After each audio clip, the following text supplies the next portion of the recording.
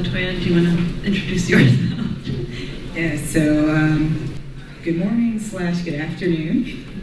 I'm LaToya Ruby Frazier, and should I go ahead and start to talk about the work? You know what? Well, I guess, yeah, that is a logical. That's where we were planning to start. I wanted to know, I guess I was interested in if somebody were in the audience, and it's possible in this sort of a context, who maybe is not familiar with your work, how you would describe your interests as an artist, your motivators, and how you go about working with photography. Yeah, so I'm an artist and a photographer from Braddock, Pennsylvania. And the interest that I have in photography and the work that I'm making is producing a family album and a counter narrative of work with the women in my family and my community that have been omitted and overlooked in history. If you were to look up Braddock, Pennsylvania today, you would not be aware that there were African Americans there, and you would not be aware of our legacy. You wouldn't be aware of all the struggles and the challenges and changes that have affected that particular population.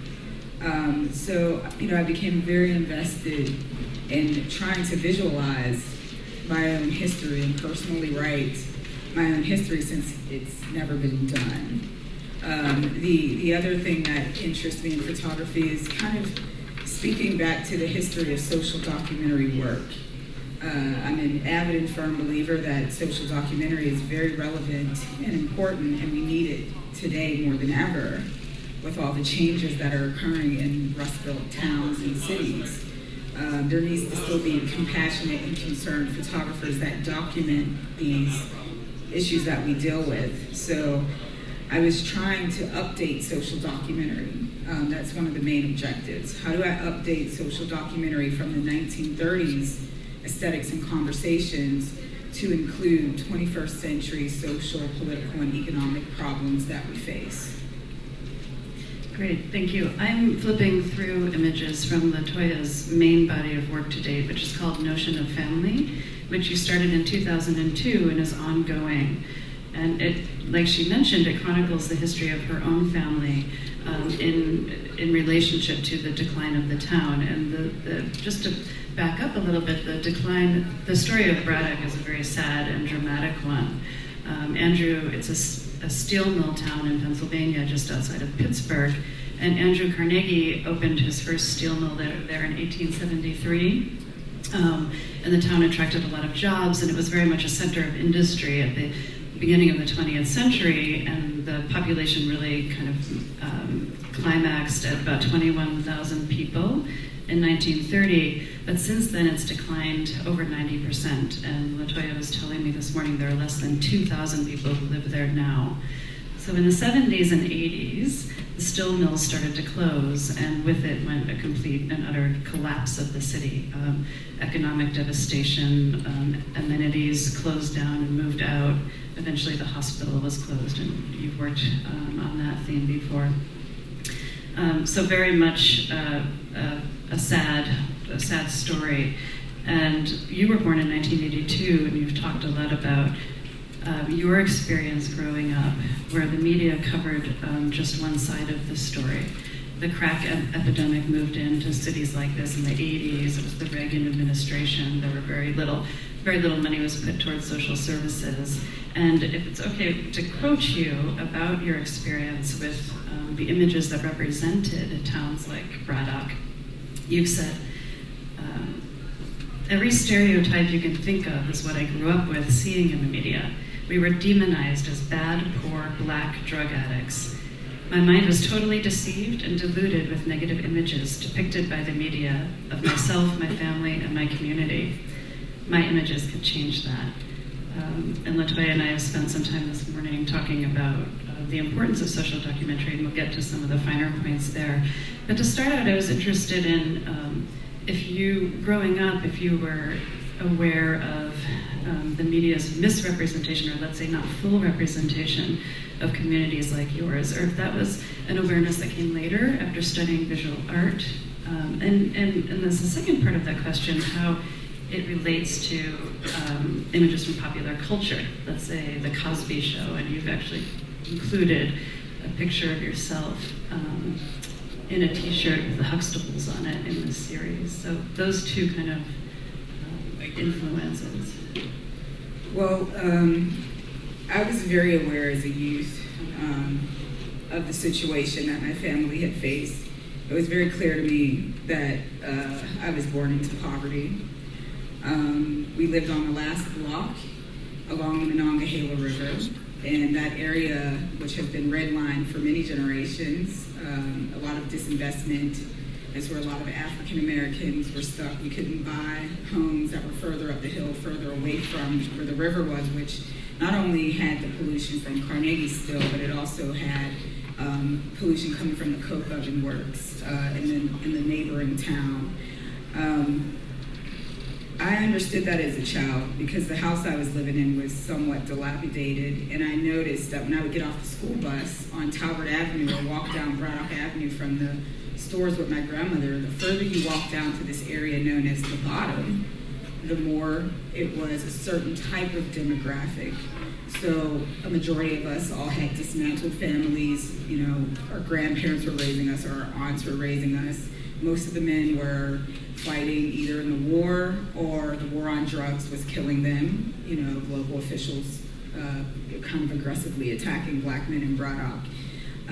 So I knew the further you went up the hill where my elementary school was, it got better. There were bigger homes. It was middle class people. And so I think everyone in Braddock always wanted to get up that hill. And for some reason, you know, well, not some reason, my family inherited a debt. One thing that you would have to understand about families like mine, it wasn't just black. I mean, a lot of people who were Scottish, Italian, Croatian, Russian, we all lived there. But due to the discrimination against black male workers in the steel factories, they weren't being paid adequate amount or the same equal pay as their counterparts.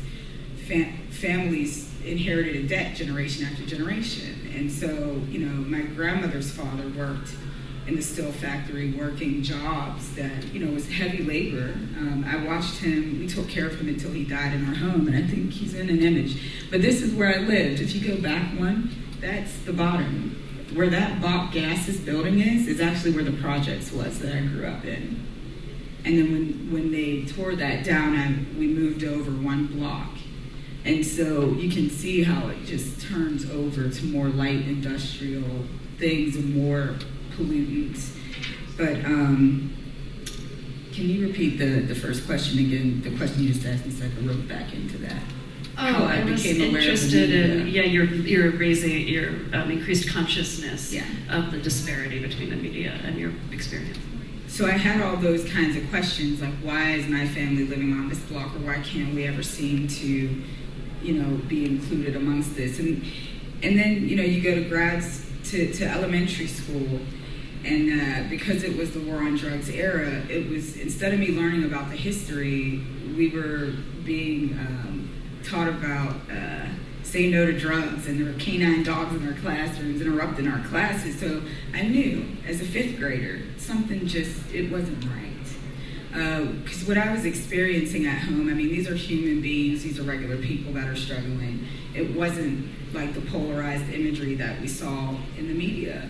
And so from that point on, because I was so agitated as a kid about that disruption with my education, or the fact that everyone was silenced and we weren't included in the history books and we didn't go into the library and find books about us, I started to become very sensitive to it.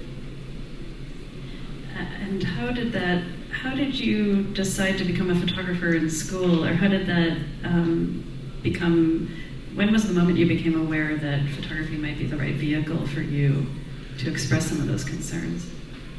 Well, I went to Edinburgh University of Pennsylvania, and I went for graphic design. And it was one of the first classes that you had to take was a photo class. And it was there one of the teachers saw a portrait that I had taken of my cousin on the side of our home, very much like an August Sander kind of portrait, just very frontal, and he was very aware of his body and his gesture. And it was at that moment where they told me to consider changing my major to photography because there was just a nuanced way that I was shooting portraits. And then that's when I met Kathy. Yeah, I wanted to let's go forward and jump to the question about Kathy Kowalski, is who LaToya is referring to. LaToya and I first were in contact. She called me or emailed me in 2006 because her mentor, Kathy Kowalski, had just passed away. And I had met Kathy at PhotoFest in Houston, and she offered to give our museum some of her work. And LaToya was doing some research about Kathy's career, and we had some of the only documents with some of her writing and artist statement and resume. And through that process, I got to know that Kathy was very influential to LaToya. And then you did a piece in the New York Times about mentorship, where LaToya described. Well, let me back up and tell you a little bit about Kathy Kowalski's work. Kathy worked with her mother for many years. Her mother's name was Rose, who was dying of Alzheimer's disease. And Kathy chronicled her demise and to death through very kind of straightforward, honest pictures of her mother posing, and they're very sad and kind of shocking. And for Kathy, it was very much about raising awareness of Alzheimer's disease. She also did projects about prisoners and about the rural poor in Pennsylvania. So very socially minded, and really believed in the ability of photography to affect social change. And LaToya, so she was really influential on LaToya. And LaToya, you said in the New York Times, she instilled in me the value and commitment to honor the lives of under-recognized individuals in our society. Kathy's unexpected death in 2006 was a devastating loss, but her impact on my work and life has become the revelation that keeps pushing me to work harder every day. Maybe you can talk a little bit about Kathy's influence on you, and we can then segue into a discussion about the ability, the potential for social documentary work that is very socially minded to really affect change. Yeah, Kathy was a very strong and intense teacher. For example, if we had a class that started at 6 o'clock, sometimes we wouldn't get out of crit until about 11 p.m. at night. The expectation of Kathy was that you were to show up with your prints, your gelatin silver prints, spotted, mounted, matted, with an artist statement. You had to have 12 to 15. If you didn't have it, don't even bother showing. So she was a very rigorous teacher and expected you to do whatever you had to do to make that portrait come to full realization. So she would always say, like, I don't care if you have to go to jail or prosecute yourself, get the image you have to get. And so, in that sense, I took Kathy very seriously. Either you liked her or you didn't. And so often our classes would be small and intimate. I'll highlight something that was very impactful for me is the first images I took of Notion of Family, I wouldn't show them in credit. I was embarrassed and I thought that the work was irrelevant. And I didn't think anyone would care if I made photographs about my family. I believed that we were no one like the media always said. And Kathy pulled me aside in her office one day, and she handed me 3 books.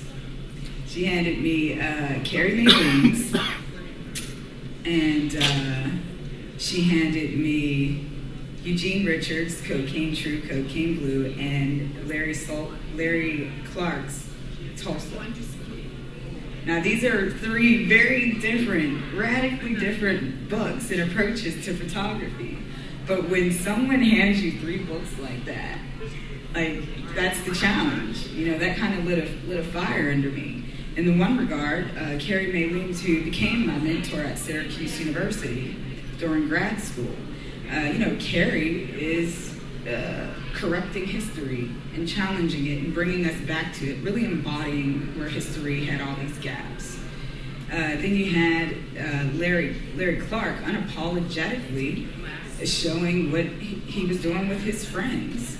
And then you had Eugene Richards book that caused such an uproar in the Black community that intrigued me, because that's where the question for me started to come in as a teen, is the opposition between good and bad images. This kind of binary starts to so polarize that you lose a whole population of people. Like, for me, what's at stake and what I'm invested in is the gray area. I'm very concerned and compassionate towards people who fall in the gray area where no one wants to deal with these circumstances or address it because they're not worth it, because it's bad. And I felt like, my family comes out of this gray area, and when you tell me I can't make an image of myself or my family and what we're going through, that dehumanizes me. And so the only way to reinsert that into history or challenge that notion is to make that work myself.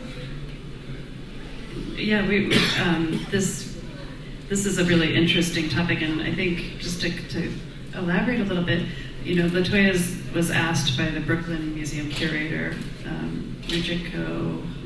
Rujeko Hockley, I never say her first name, about the history of Black representation, and that it tends to be sort of divided into two camps. So either artists who are looking at stereotypes and trying to counter them through positive images, or artists who are trying to bring social issues to light, reveal something that's been hidden. And so LaToya's response to Rujeko was to question even that dichotomy to begin with. And I think that's a really important point in the work. And who was it? Michelle Hadley? Yeah, it's Michelle Wallace in her book Invisibility Blues. Bell Hooks quotes her in one of her own books that she wrote. And at Edinburgh, Bell Hooks came to visit twice. Kathy Kowalski knew Bell. So Bell came and sat with us at two different points. And, to be able to have it's like six of us, sitting with Bell. And she was very uncensored and unrated about her own personal life and her beliefs about art. And I feel like it really diminishes what art can truly be when you start to divide things on good and bad terms. I mean, you're losing out on a set of complex realities. And so for me, I set out to make visible representations of invisible realities, of people that are the abject, or people who are the undesirable, or people who don't have anyone advocating for them. Recently, when I was speaking on a panel at the Brooklyn Museum for my show, A Haunted Capital, Laura Wexler, a professor at Yale University, referred to my work as a slow advocacy. And when she said it, I was just like, yeah, you're right. It is a very painfully slow advocacy, because no one is going to write that history on what happened to 3 generations of women in Braddock. And what I'm trying to do visually and formally is to inform my viewer about another way of looking at the demise and the collapse of the steel industry through looking, through the bodies of 3 African American women. This story has not been told, and it still exists today, what we're facing there. Right. Do you think that this moment is particularly, it's more possible, let's say, than perhaps 10 or 20 years ago, to put social documentary work out into the world and have it be then embraced again as representing more of a truth? That the legacy of postmodernism, of course, was that everybody became very suspect of photographs. But now that we're generations into that sort of that knowledge, it seems like it is maybe a good moment to re-embrace the storytelling capacity and to really try to get photographs to be distributed and not even just photographs, just artwork in general, to make real change come about. And you and I were talking about Martha Rosler this morning, and we pulled up a quote that she wrote in 1982 in her essay Afterthoughts in and Around Photography. And maybe I'll read that because it provoked this really interesting dialogue between us. about that possibility, and you've talked about a radical documentary practice, so I'll read it and then maybe you can respond. It's a longer quote, but it ends with, "But the common acceptance of the idea that documentary precedes, supplants, transcends, or cures full, substantial social activism is an indicator that we do not yet have a real documentary." So we were laughing that's kind of, is it pessimistic or is it actually optimistic to say something like that? Because of course, I would personally like to believe that the documentary practice itself can do a lot, but of course your practice has expanded it and gotten kind of even more in the trenches, so to speak, through performance and all different types of activism to try to, I think, to bring that further. Yeah. So the question you were highlighting before you brought up Martha, can you just restate that idea?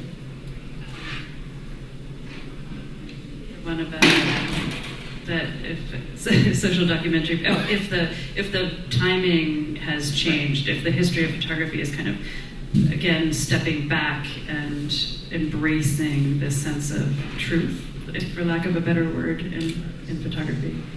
Yeah, I think I have sought out to answer Martha's question. I've been chasing that question for quite some time. She's, propositioning a younger artist to come along and make a radical documentary work.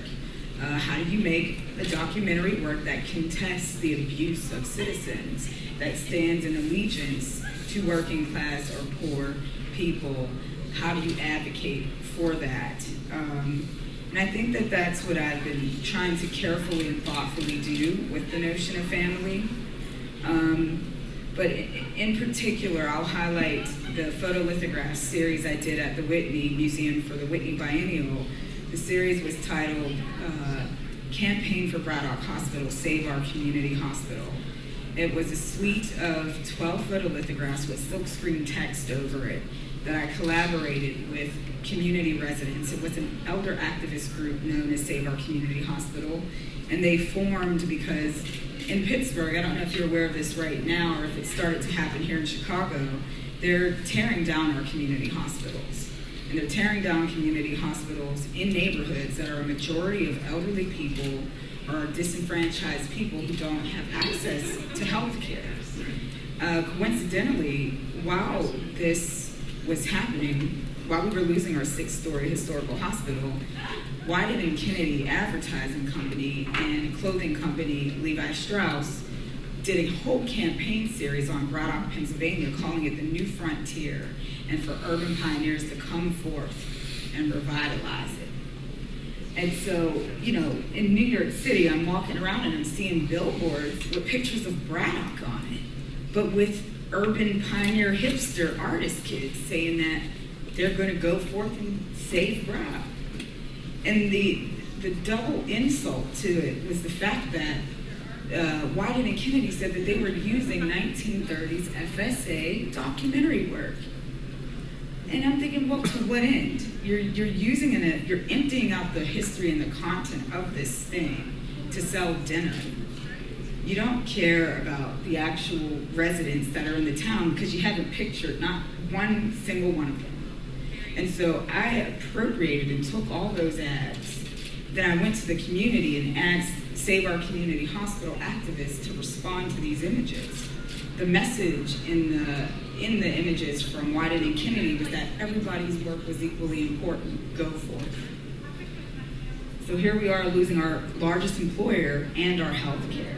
And so all the elder citizens wrote responses back to those ads. They deconstructed it. I taught them how to deconstruct them. And I took all the responses and I silk screened them over top of the images so people were aware. So for example, one of them was a picture of these teenage boys with a horse in a pastoral field. Now those of us born and raised from Braddock know that Braddock is an industrial town. It has Andrew Carnegie's first steel plant, the Eckerd Thompson Works, still running, still billowing out toxicity. You can see it in the video right over there. And there's nothing pastoral about it. And so the text read underneath, how can we go forth when our boroughs' ambulances and buses have been cut. And by the way, we don't have horses in Braddock. And that was a quote from one of the residents. So I think in terms of answering Martha's question about a radical documentary work, that process of me moving forward from just being the Walker Evans and the Dorothea Lange of the outsider, photographing these people in these types of impoverished conditions, moving beyond that, being a person that's from that community, a child of that community, raised by all these elders that I'm making pictures with, became one way that I was trying to respond to her question. And then by using quotes and questions from them on those lithographs, using my work as a platform to amplify their voices became very crucial for me. And I think that it's at the beginning of being able to answer that proposition that she puts forth. But I think it would take me my whole career to answer Martha, because she puts out some pretty challenging, difficult things. It's true, it's quite a challenge, but I think you're rising to the occasion, and it would be exhilarating to see other artists do the same, particularly in terms of the healthcare issue, which I know has become really important to you. 2 years ago, I put LaToya's work into a show about personal narrative and how that has changed recently in Korea. And next to Notion of Family, I put the self-portrait U.S. Steel video, which is her on one side, bare-chested, breathing very deeply, juxtaposed with an image of the steel plants just pumping out toxins. And for me, that video really brought to the surface of all of the pictures one of the main thrusts of the project, which is that people are dying in these communities because there's so much toxic pollution. LaToya's grandmother had cancer, her mother has had cancer and a neurological disease, and LaToya suffers from lupus. And of course, you never know where those things come from, but certainly the rates of cancer and pollutant-related illness in Braddock are higher than surrounding areas. And so, LaToya, can you talk about some of your concerns there and thoughts, and how to, if that was a theme that was important to you throughout the making of the work, or did that come? Yeah, I feel like that came into realization for me into full effect when my grandmother died from pancreatic cancer and diabetes. It was a serious loss, and I was making portraits with my grandmother, and I started looking back at all the work, because Kathy Kowalski taught me that when your works, that you're making good, important work when your work starts to speak back to you. And that always stuck with me that she said that, because I was always afraid, I'm going to graduate and move on. I won't have you to slam me in crits anymore. How will I know I'm doing the right thing? And I realized it when I was looking at an edit of the images of the portraits that I started making with my mother in 2008. We started making these portraits together, very direct, deliberate ones. And I realized every time that we made a portrait, it was when she had just come from surgery, or it was when we were both very sick in the photographs. And so I was just realizing that I'm not speaking about something that this photograph is screaming back at me, which is a new contemporary view of how to photograph health and illness, because it raises a whole other context of medicine and photography that hasn't been tapped into or discussed yet today. And currently at my solo show at the Contemporary Art Museum in Houston, a woman, a PhD candidate, just gave us a lecture at my show to all these students about medicine and photography. And I always stayed away from that because it makes me think about Du Bois and the way that clinics and doctors were using patients to making portraits of them to demonize them and say they were crazy or schizophrenic. Or the way that black bodies have always been used by researchers to always dehumanize us and degrade us. And again, it goes back to my belief that you can't look at things in terms of good and bad. You have to actually look through those gray areas and kind of pick through the complexity of that and kind of mine out this other type of personal audio biography about one's true encounter and experience with it. Like, we need to get directly to the source. And so I realized that my mother and my grandmother and I, we've already been revealing that in our portraits. And the other thing, like, you know, this is a 2011 idea. I was looking at my contact sheets and I realized, well, LaToya, if you really want to get this over to the viewer, in terms of thinking about someone like Laszlo Moholy-Nagy in the formal sense, or the way he would take repetitive things and juxtapose them one to another, I saw the formal beauty in this image, but I also realized socially, as a social commentary and conceptually, that this became a cornerstone piece to getting this out to my viewer, that this is a medical condition that I'm also concerned with, and how the landscape and the environment has truly impacted the body. So on this side you have the guts and the entrails of the building from the hospital being ripped out. And on the other side you have the back of my mother when she's getting an epilepsy test, because we were trying to figure out, well, what is it that's causing the neurological problem in the seizures? And so we were going in, and then, you know, the wires are all hooked up to her head, and I instantly remembered standing on the street shooting the building. And I was like, this is the perfect comparison that I could give to my viewers so they could start to understand clearly my investment in this. Right, and healthcare is hard to find now in Braddock because the hospital's been torn down, and so that physical devastation and the way it translates into people's personal bodies. Your mom has been a really great, willing collaborator with you, and so I was wondering if you could talk a little bit about the nature of your collaboration, and also, maybe just start there. If you go back one to where we're standing side by side, I can talk very specifically that one. Okay, so this is one of the ones where she and I started looking at some of our earlier images. I always take my contact sheets, like from the very beginning, the contact sheets, the prints, always went back to my mother. My grandmother taped them on a refrigerator, my mom taped them all over the house. I couldn't go home without bringing a whole series of images to give. But one time I was, showing my mother Larry Sultan's book, Pictures from Home, and my mentor, another one of my mentors, Doug Dubois' book, All the Days and Nights, the portraits he shot of his mother and his father. And I was trying to think, well, Mom, what is another way that we can continue to make portraits of each other in the domestic space without showing the bed, or without showing the radiator or the mirror or the dresser or the kitchen? Like, what's another way? And we were looking at, these ugly comforters that we have, right? And we're always laying around the house on mattresses, and we realized, like, take the mattresses, stand them upright. So what you see here are mattresses pushed up against the wall, and then they're draped with our comforters. And then what we would do is rotate with each other back and forth, shooting pictures of each other, kind of mimicking each other's body language, or having these conversations that we typically would never have had if we weren't using the bedroom as this like studio and stage to make formal portraits of one another. So here in this one, the camera's on a timer, and so we just go and stand in front of it, and it went off. I mean, it's a pretty funny contact sheet.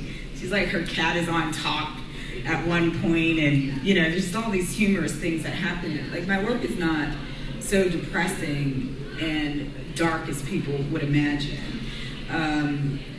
So that was one way of shooting it.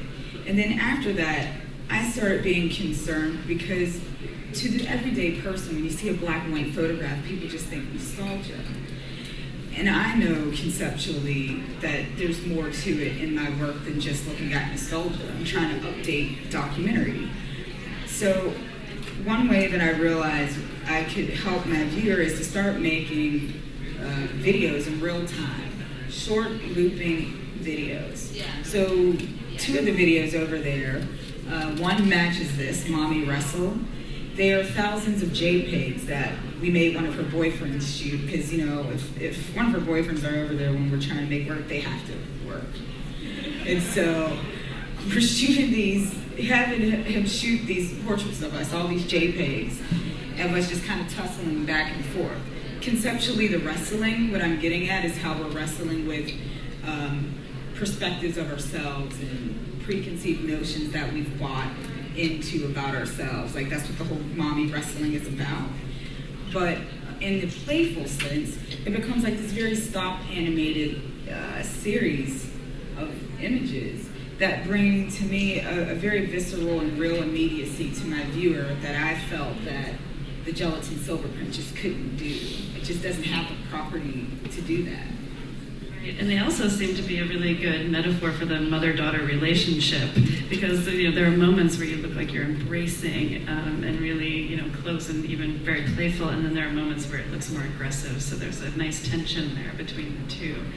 I think another way your still photography has been, you know, written about extensively as being very contemporary is that people like to describe it, let's say, as I'm looking for the right picture to illustrate this, as social documentary, but with a conceptual, performative aspect to it. And so I wanted to ask you about that. By performative here, some of them are very staged, and LaToya and her mom use a lot of mirrors, which is also interesting because it deflects the gaze somewhat, where the viewer is implicated on one side, but also kind of caught in the act of voyeurism, and there's a tension between the subject and object in the photograph. But I'm interested in the pictures where you do kind of look directly in the camera and acknowledge that you are posing, which could be, you know, seen as an acknowledgement that there is this fiction in photography. And is that the element that you think, does the work gain its sort of, let's say, acceptance and slow reveal through the tension between feeling like it's candid and documenting something and the pictures where you're making us know that you're aware of the act of posing? Does that make sense? Well, I mean, I think it goes back again to me, you know, authoring these images and trying to give agency and empowerment and acknowledgement to my mother. I mean, the question for me always was, so I was able to get out of the situation through making photographs to go to school and have access to all this privileged knowledge and theory.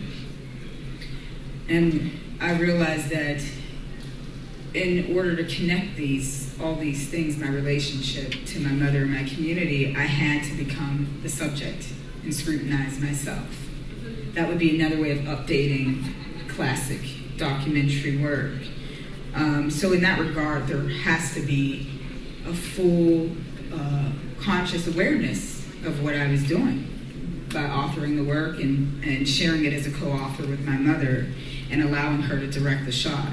I mean, here in this image, Huxtable's mom and me, my mother sees this Cosby t-shirt in a bag that one of my friends kind of gave to me to be ironic, because I, you know, grew up watching the Cosby Show to escape the reality of what was happening to my family.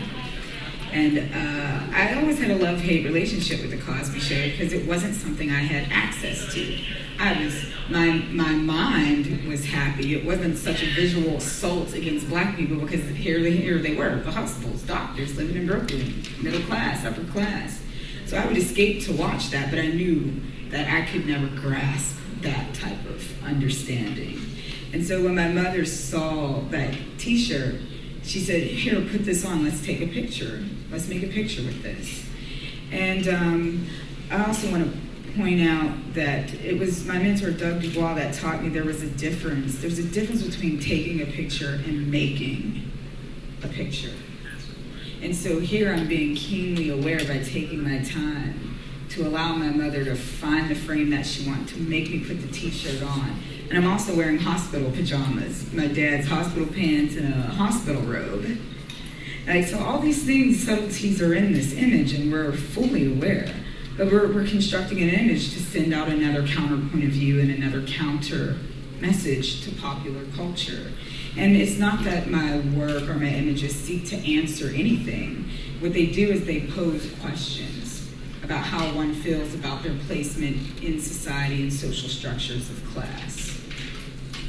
And so in that sense, that's where like the slippage of the fact and the fiction come in. I don't know if you have Mommy Portrait Series Shadow, the one word behind her, but like even in that image, it's not just me looking at the physical realm of making the work in the bedroom or what I'm wearing, it's also a spiritual realm.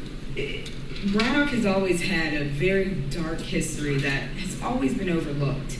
You have decades of war, of bloodshed, the French and Indian War historically. You have Carnegie coming in, ripping the guts out of this pasture and farmland to erect this towering steel mill. You have Carnegie who developed the land and laid it out so our homes would sit underneath this mill. So we're living in this dark shadow of this mill. Braddock is located 9 miles outside of Pittsburgh along the Monongahela River. It snakes all around us. Yet there's industry and pollution all around that. We never get to the water because all the industry is on top of it. It sits in a valley called the Monongahela Valley. And what's hovering above us is all this toxicity that are tiny little particles in the air. When you enter Braddock, you know as soon as you take a breath that you just ingested something that will kill you. It's undeniable. And so I was always kind of keenly aware that there was something spiritually wrong with what I was looking at. And I think that's what I started to kind of think about, especially in images where there's that shadow cast behind me and my mother. Mommy's shadow 2008 was a foreshadow to the loss of my grandmother. I didn't know that that's what that image would represent today, but it does now, because it's just that last shadow, and she died several months later. Or the portrait of my grandmother standing in front of Braddock Hospital. Is that image here? Grandma Ruby and Braddock Hospital on Braddock Avenue was shot in 2007. And I didn't think that that image was a good image because it just felt more like classic street documentary work. And I didn't see how it fit with the interior shots of the rest of the portraits. So this one in 2007. So I buried it, you know. And then she died. She was one of the last residents to die in Braddock Hospital. 6 months later, they tore it down. And so I went back to this image, realizing that something prompted me. I intuitively knew to shoot this intersection. I mean, it says UPMC Braddock right by the guy's head. It's perfect. It speaks to many levels: relationships to the town, men and women relationships, portraiture and street documentary, but it's there. And so, you know, this one ended up in the photolithograph series for Save Our Community Hospital. But at first I didn't have a reason for it, you know, and that's like the power of photography to actually be truth-telling in that regard, you know. Yeah, the hospital really has become almost a character in the series, yes, I would say. It's a metaphor and a character, yeah, for sure. How do you, have you ever had any regrets about letting out too much information about your family, or if you felt like being so honest has ever come back to kind of haunt you, that you wish you hadn't said so much or done so much? No. I would never regret doing any of this work, because I think that we live in a society that deliberately diminishes and overlooks people, constantly lying to ourselves about the progress in this country. The main reason why I will never regret it is when I saw Tony Buba's film, Struggles in Steel, the story about African American workers in the steel mill. And there was a section in there where a man standing in front of the library, because the Braddock Carnegie Library is also the first library in this country. It's the first Carnegie Library. So we have his first steel mill and his first library. And the man in his film said, "Our children are being robbed."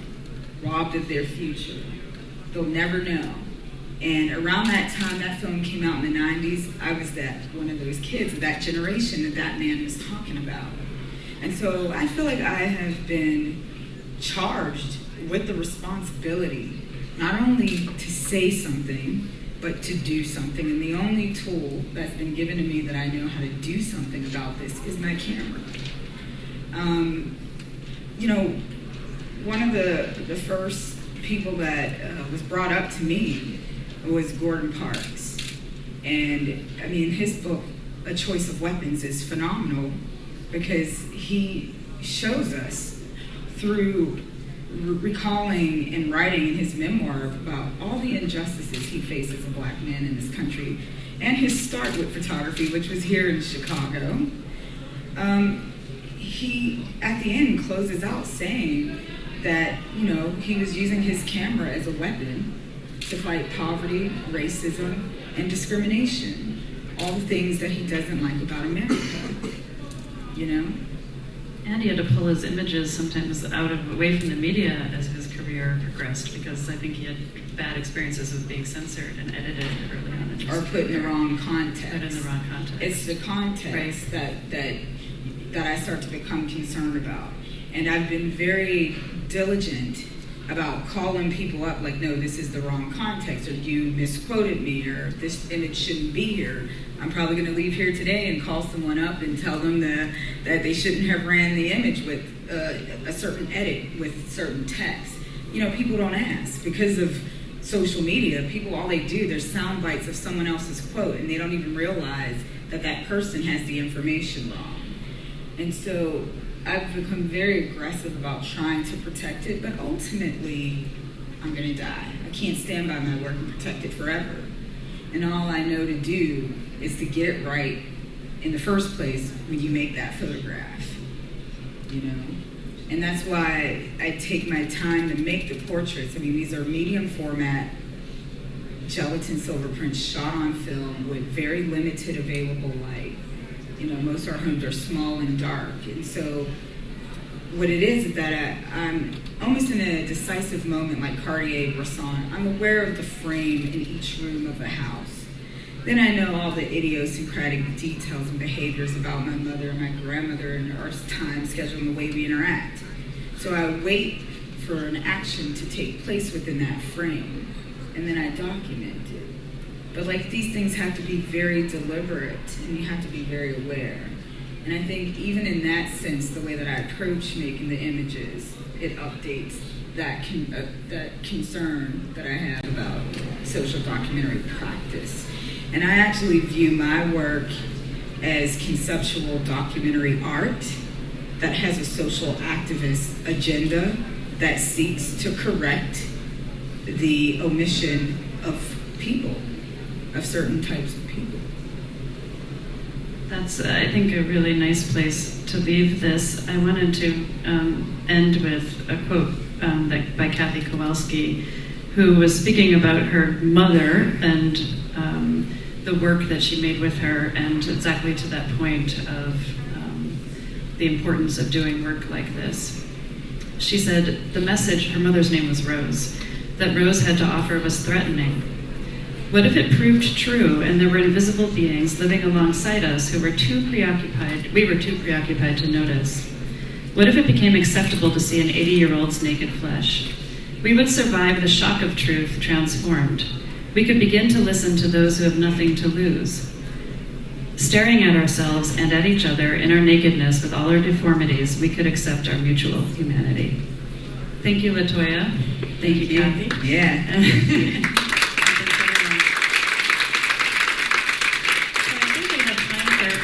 Questions, if anyone has questions.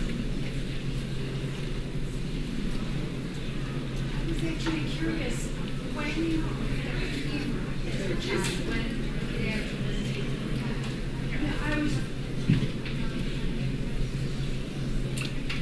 I was curious when you actually picked up your first camera, it sounds like you were young. Yeah, I was 16 when I shot. I took a disposable camera. For some reason, the last week of school, I took a disposable camera and I started shooting all the kids that were on my school bus. I just started making portraits of them in Braddock at the different bus stops. And I never did anything with those pictures, but I took them. And I didn't know why. And then I got to undergrad, and like I said, I made that portrait of my cousin on the side of the house. That was very August Saunder, similar to that, according to the teacher. But it was that following year when I met Kathy Kowalski. I mean, she was standing in the hallway tacking up pictures of her students' work in a case out in the hall. And she always had a bulletin with all these New York Times reviews of different photography pinned up across from it. And I walked up to her, and I just knew. I knew that this woman was supposed to be in my life as soon as I introduced myself. I knelt down to pick up the prints, and I said, "Hi, my name's LaToya. Would you like some help?" And she said, "Yeah." She has this wonderful raspy voice. And she was like, "My name's Kathy Kowalski." And I just knew it. Like, it was such a divine appointment that I was supposed to listen to whatever it is this woman was going to tell me. I knew she was going to be the realization for me at that moment in my life, and I just followed her lead. But the thing that gives me chills about Kathy is that Kathy only talked about a very small section of her work. I never really had seen her work before until I had access to her work at the Erie Art Museum, because when she passed away, her sons gave all her work to that museum. And in 2010, I curated a show. I was invited back as an alum to do a solo show, but I refused to do the show unless it was a two-person show with Kathy's work, because no one ever showed Kathy's work. She's gone unknown, unrecognized. Only the Museum of Contemporary Photography talks about Kathy. And so it wasn't just a moment of picking up a camera. It was this divine appointment of meeting this woman who was more like a spiritual advisor and a messenger that would show me how I was going to be able to communicate to the world.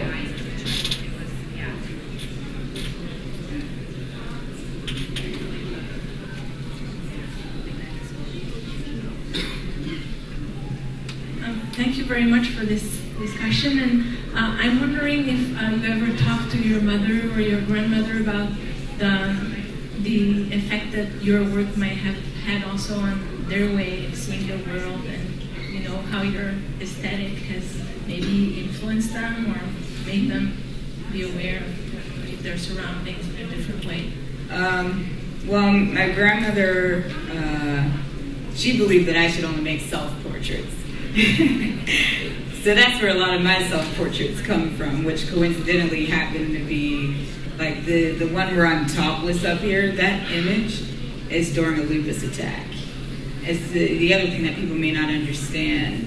As I shoot these portraits when I have a lupus attack, it's not about nudity or the male gaze. I'm documenting the deterioration of myself. But she believed that I should be shooting self-portraits.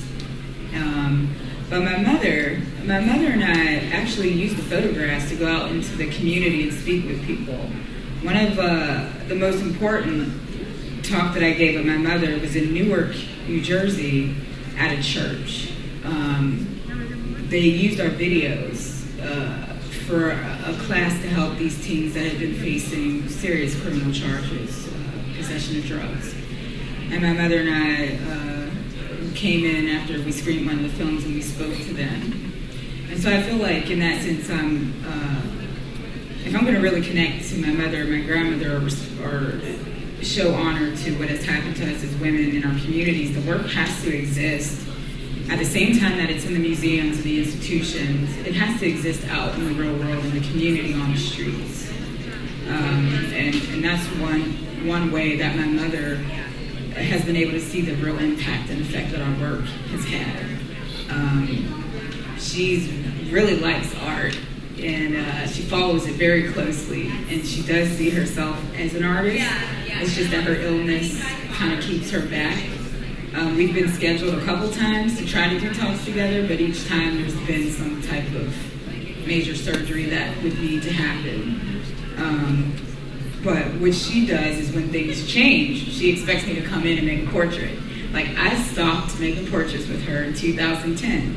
This summer, she demanded that I come home with my camera and shoot the surgery she just went through, which is they just removed part of her spine and replaced it with a cadaver's spine. And she's like, you gotta see this. I want you to shoot this. You know, I just got the contact sheets back a couple days ago. I mean, it's an incredible photograph, but like, this is a real serious reality. But she's invested in making the images and expects them, and she's quite courageous. And I feel the need to do it. It helps me by doing that with her because she's just been so discarded and bruised by our community, just so ostracized. Yeah, we all make bad decisions, but does it mean that you have to dehumanize and denigrate someone, like as much as I've seen the community do to my mother? And the other flip side to it is that this is my life at stake here. You know, I'm not actually just making art for art's sake. Whenever I do these talks or get the work into collections that were protected, like those are real resources I use to pay medical bills and to take care of my family. You know, and so this is a very real thing for me that I'm doing this with my mom. And I think it's an important thing to do, and maybe we're devalued right now while we live, but I believe that when we're gone, that the work will be really valuable. It'll be a witness and a testimony that shouldn't be overlooked.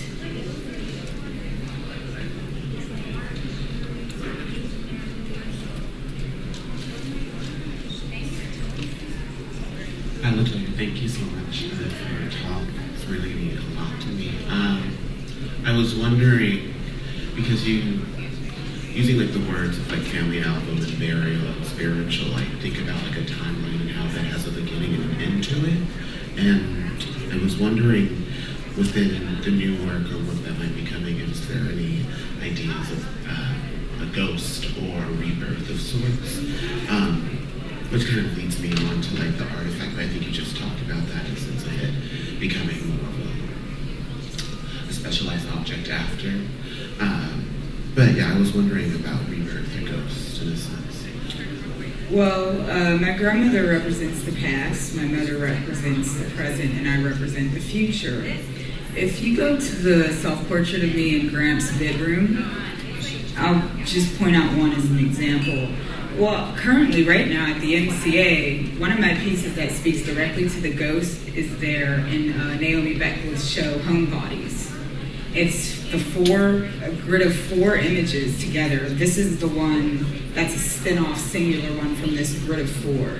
But what you see here in this image, self-portrait in Gramps' bedroom, 227 Holland Avenue, this is the bedroom where his room was. This is where we took care of him. This is where he died.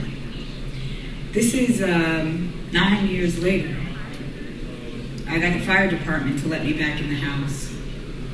And I put on Gramps' pajamas. Those are his pajamas I'm wearing. And there's an artifact there, that little comb that's right there next to my head. When I went in the house, it was there. You also have the image of Gramps on the bed. If you go to that image, can we go to that one? So that comb that's on the wall, it was there when he was living in there, and I went back and it was there. I went back in that house. There was so many all my artwork from high school was still on the walls. Everything was dilapidated. And at that moment, I started thinking about why I had a disposition about the way I've read about Francesca Woodman's work. Francesca Woodman is more brilliant than critics and historians realize. It's as if they don't want to give women credit for surrealism. They only talk about Francesca because of her suicide. They sensationalize it so much, and they miss the point of what she was truly doing with her body and embodying certain spaces and residues of things in those spaces. And I was making this series, this homebody series, thinking about Francesca, but thinking to myself what she would be talking about if she was alive today.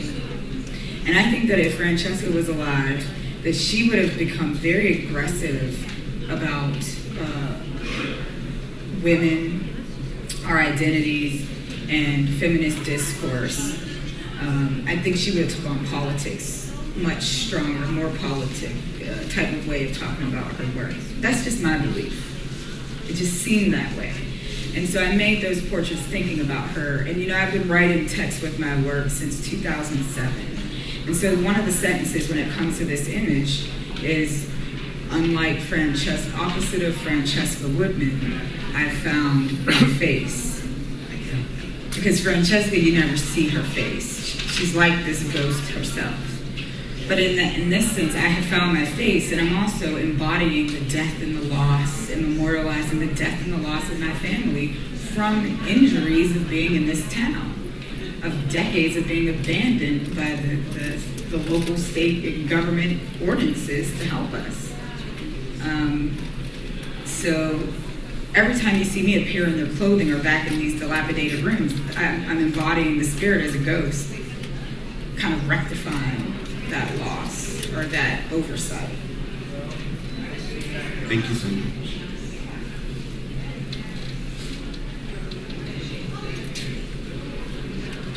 I also want to thank you for the honesty in your work. I know it's very difficult, if you will, to work through all this personally, but then for you to do so and to put it in an artistic context is phenomenal. So thank you for the work that you do. I am not very familiar with the concept of the male gaze, but I am very aware of its reality. So I'm wondering if you can maybe talk a little bit about what is the male gaze and how you reconcile that with the story that you're telling in your work. I actually am not threatened or concerned with having to frame my work around the male gaze. I almost feel like that misses the whole point of me making my work. You know, art theory and these art contexts and these types of words tend to limit our ability to see other things. And that's kind of what I'm speaking back to.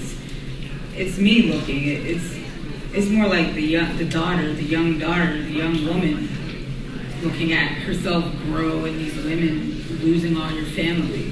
I just think that's just the wrong context for me to ever think about how to see or how to make work.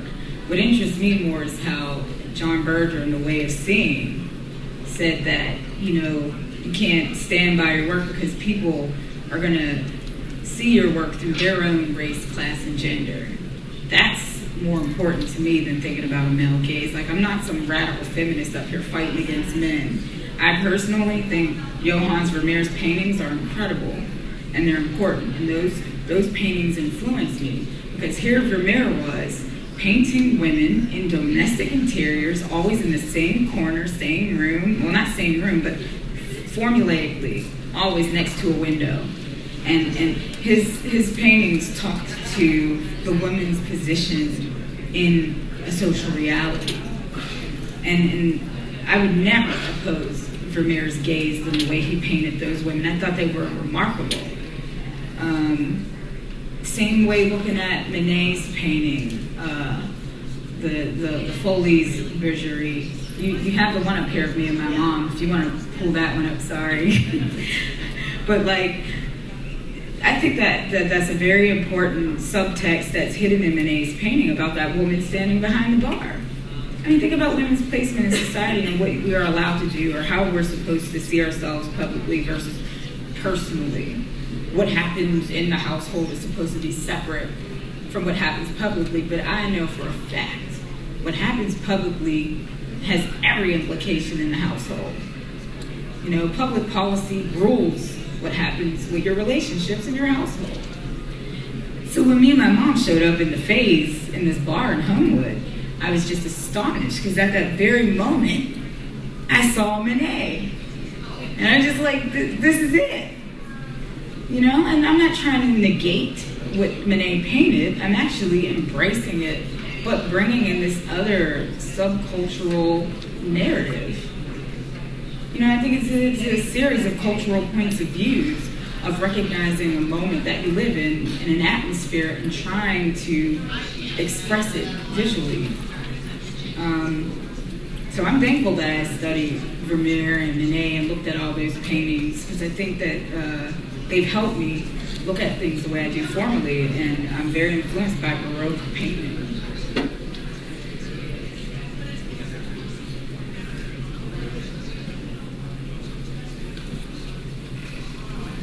Hello, Ms. Frazier. My name is Cynthia Henry, and I, along with Kevin, traveled from Milwaukee, Wisconsin to meet you, and I missed a lot of the talk, and I know you were at Marquette earlier.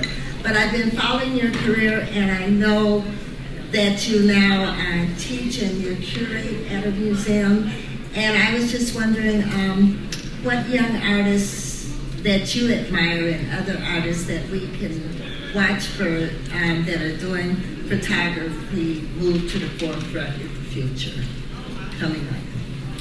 And I thank you for coming. Thank you. I see myself as an artist. I use the camera to communicate the message that's important to me. But I work with film, video, performance. So I would more like say other artists that I think are coming forward that are very powerful. One of my favorite contemporary photographers is Taryn Simon. I would just put that out there. That's one of my favorite contemporaries. But artists that I think are doing really interesting work is one of my closest and dearest friends that I photograph every single installation she does is Abigail DeVille. Sculpture, painting, installation-based kind of work, but it addresses a lot of invisible realities, and it touches on a lot of things like homelessness and fragmentation. She's born and raised from the Bronx, New York. Another painter that I think is incredible is Jennifer Packer. She just finished at the Studio Museum in Harlem. Talk about a young African-American woman that paints better than any of the men that you see in the history textbooks. Jennifer Packer is, to me, the best painter. She's going to be a prolific painter for our generation and for this period. So those are two. I don't want to get too crazy, but those are two that I watch very closely. Thank you, and thanks everyone for being here. Thanks, LaToya, very much. Thank you.